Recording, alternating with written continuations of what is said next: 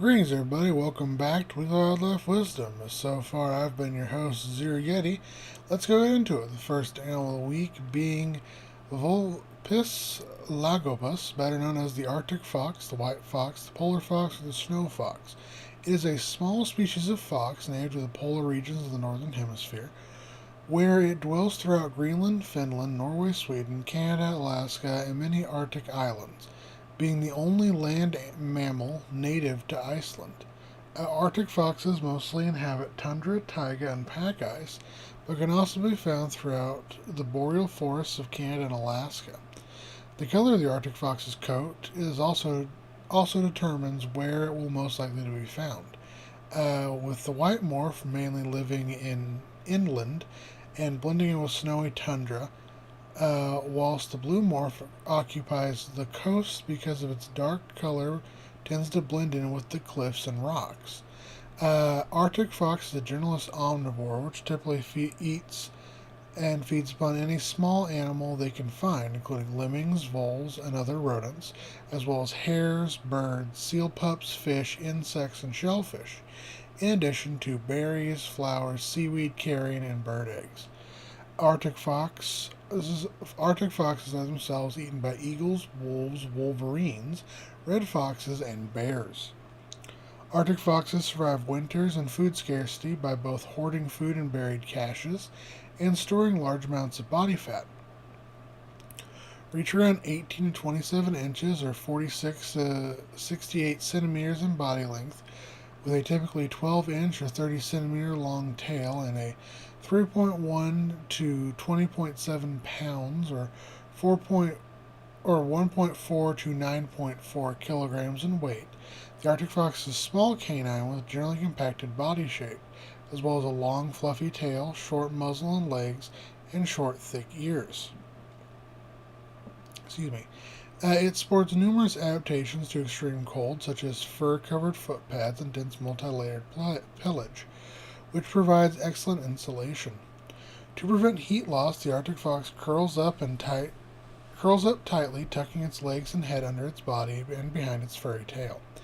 There are two genetically distinct coat color morphs: the white morph, which has seasonal camouflage, which is white in winter and brown along the back and light gray on the abdomen in summer. Then there is the blue morph, which is often a dark blue, brown, or gray color year round. Both morphs sport distinct summer and winter coats, and the Arctic foxes form monogamous pairs during the breeding season, which is typically from April to May. They stay together to raise their young in complex underground dens.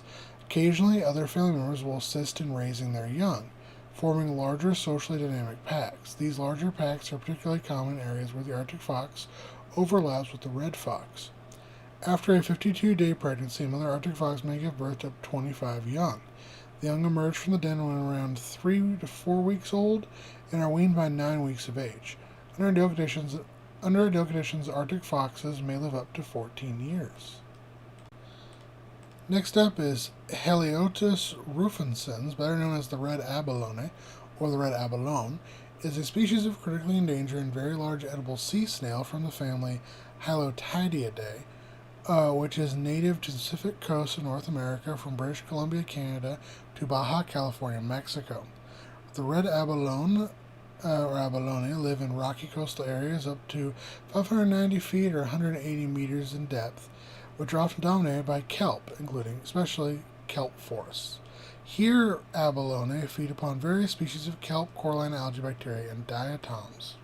Red abalone are themselves eaten by various species of fish, particularly stingrays and wrasses, as well as octopi, lobsters, and sea stars. Reaching upwards of 12 inches or 31 centimeters in shell length, the red abalone is the largest species of abalone. The shell is large, thick, and dome-shaped, which is usually covered in barnacles and vegetation, as well as other marine growth, making the color in the shell sculpture difficult to determine.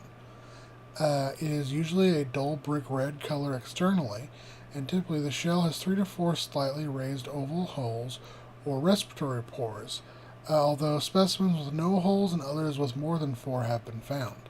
These holes collectively make up what is known as the salina zone, which form as the shell grows. The inside of the shell appears polished and is strongly iridescent. Below the edge of the shell, the black epipodium and tentacles can be seen. The underside of the foot is yellowish-white in color, and at the northern part of their range, breeding occurs from April to July, and in the southern part of their range, breeding may occur year-round. Broadcast spawning occurs as eggs and sperm are flushed out into the water through the pores in the abalone shells. At first spawning, a young female broadcasts only a few thousand eggs, whereas a large adult spawns anywhere as many as 6 million eggs. The eggs hatch after 24 hours, and larvae begin free swimming for roughly a week before they sink to the bottom and begin growing out their shells. Under ideal conditions, the red abalone may live upwards of 35 years. And next up is Arapaima gigas, better known as the Pirarucu,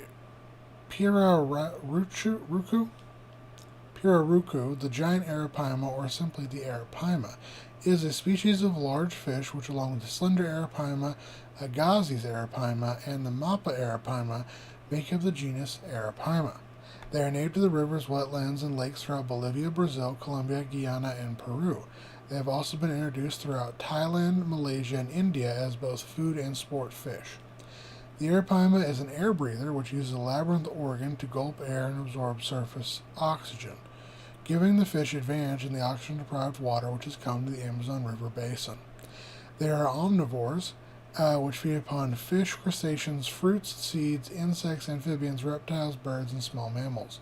Reach around 6.6 to 10.1 feet, or 2 to 3.07 meters in length, and 110 to 440 pounds, or 50 to 200 kilograms in weight.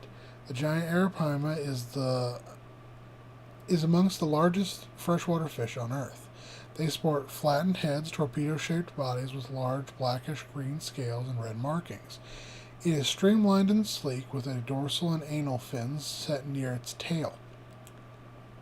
Arapaima scales have mineralized, hard outer layers with a corrugated surface under which lie several layers of collagen fibers in a bulligand type arrangement, which forms a structure which has the ability to both flex and deform while providing strength and protection, thus allowing the fish to be both mobile and heavily armored. Spawning occurs in lakes and river channels during the time of low water levels, which typically is around August to March. After the young hatch from eggs laid on the nest constructed by both parents, they are cared for by their father, who broods them in his mouth for around 3 months. The mother, in turn, helps to care for and protect said father. Under ideal conditions, a giant arapaima will reach sexual maturity around the age of 4 to 5 years and may live upwards of 20. Next up is the large white, which is a British breed of domestic pig which is derived from the large Yorkshire breed, a long-legged and heavily boned pig from the county of Yorkshire in northern England. In the 19th century, this was crossed with pigs imported from China, giving rise to 3 distinct types or breeds. The small white, which showed the greatest Asian influence, being small and fat with a remarkably foreshortened snout. There's the middle white, which also showed some foreshortening of the face, and the large white, which has the least obviously influence of the Chinese admixture. It may have also been influenced by the Cumberland and Leicestershire breeds, with the large white being recognized officially as a breed in 1868, and a herd book being started in 1884. In turn, the large white itself is the ancestor of the American Yorkshire breed, with sows reaching around 573 to 661 pounds, or 260 to 300 kilograms in weight, and boars reaching 772 to 838 pounds, or 350 to 380 kilograms in weight. The large white is a big yet lean breed, which is distinguished by their picturesque bearing, erect ears, slightly dished faces, white color, pink skins, and long, deep sides. The large white is highly valued for its quality banquet and ham production, and the large white is regarded as a rugged and hardy breed that can withstand variations in climate and other environmental factors. Their ability to cross with and improve other breeds has truly made them a factor nearly everywhere commercial swine is produced. They are also well known for their large litter sizes of around a dozen piglets, quality milk production, and excellent maternal instincts. Under ideal conditions, a large white pig may live upwards of 20 years. Next up, we have Phytocinopterus rosianus, better known as the greater flamingo. It is a flamingo species native throughout much of Africa, southern Europe, and the Middle East, as well as the Indian subcontinent and various Mediterranean islands. Here they inhabit mudflats, rivers, deltas, lakes, and shallow coastal lagoons. Using its feet, the bird stirs up the mud and then sucks the water through its bill and filters out various invertebrates, plankton, seeds, and algae on which it feeds. Aside from the occasional human, crocodile, big cat, baboon, or hyena, adult greater flamingos have few natural predators. However, eggs and chicks are frequently taken by raptors, crows, marabou storks, and particularly yellow-legged gulls.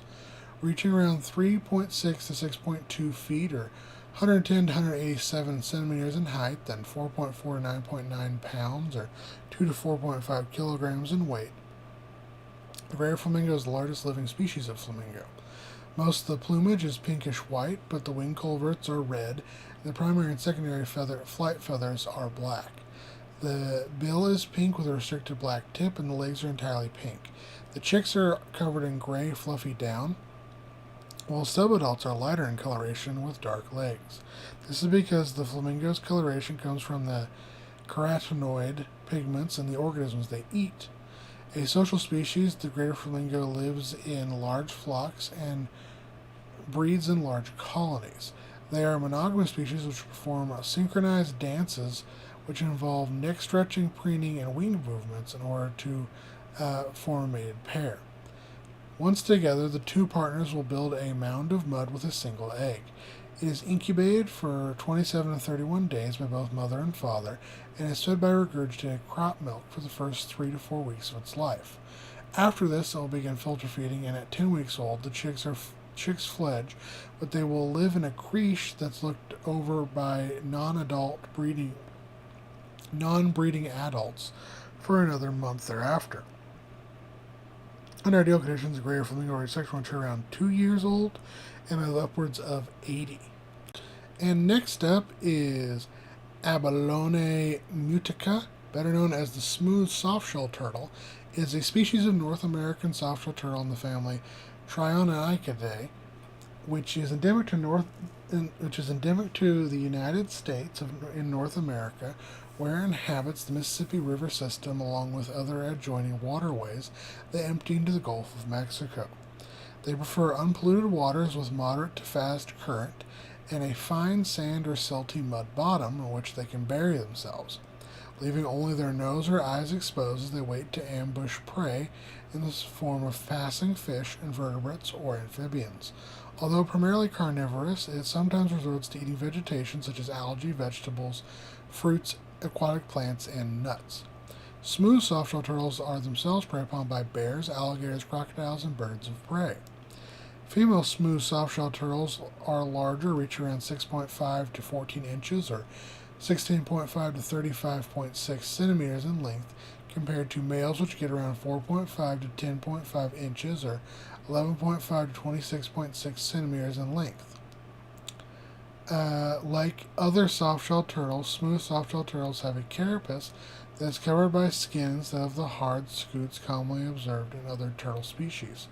The coloring of the carapace ranges from olive to gray to brown to orange. It has a long neck, powerful webbed feet, and a tubular snout with round nostrils, giving it a pig nose. Breeding of the smooth softshell turtle occurs from April to June. During such time, each individual turtle may mate with several others. I'm stumbling over my words, apologies.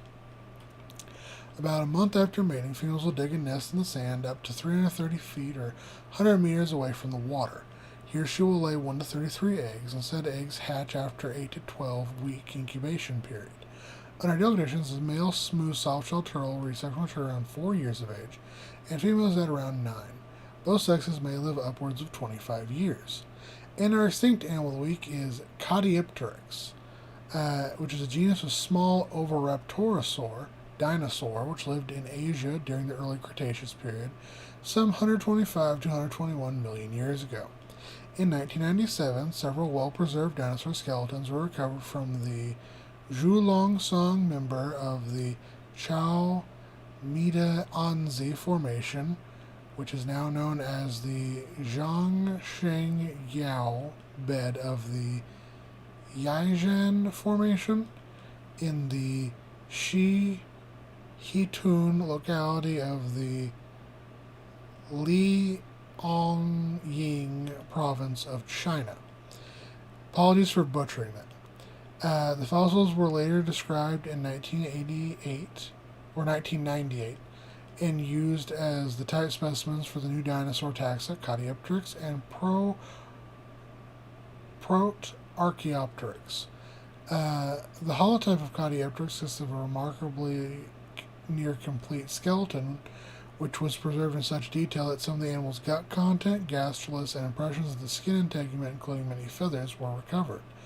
The name Caudipteryx means tail feather, and the specific name Zoyi or Zoyai is a honor of Zhou Yezhan, Zhou Zhihan, for his prominent support of the scientific community as the vice premier of China.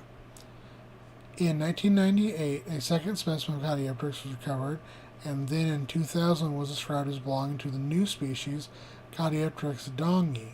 The specific name dongi refers to Jiming Dong, a Chinese paleontologist. Since then, 3 additional specimens have been found, reaching around 2.4 to 3 feet or 72 to 90 centimeters in length, around 11 pounds or 5 kilograms in weight. This Maniraptoran sported a stout trunk, shorter tail, and long legs, and was probably a swift runner.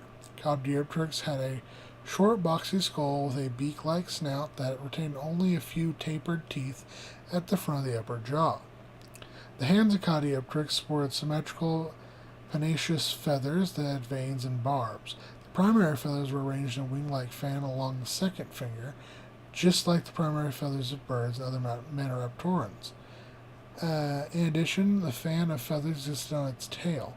The body of C. Joui was covered in black feathers with a visible banding pattern presented on tail feathers. A study on the number of flight feathers has concluded that Caudipteryx was secondarily flightless. In life, Caudipteryx would have been moderately social omnivores feeding on various plants, fungi, insects, and small vertebrates. As always, take care of my guys, gals, non-binary pals.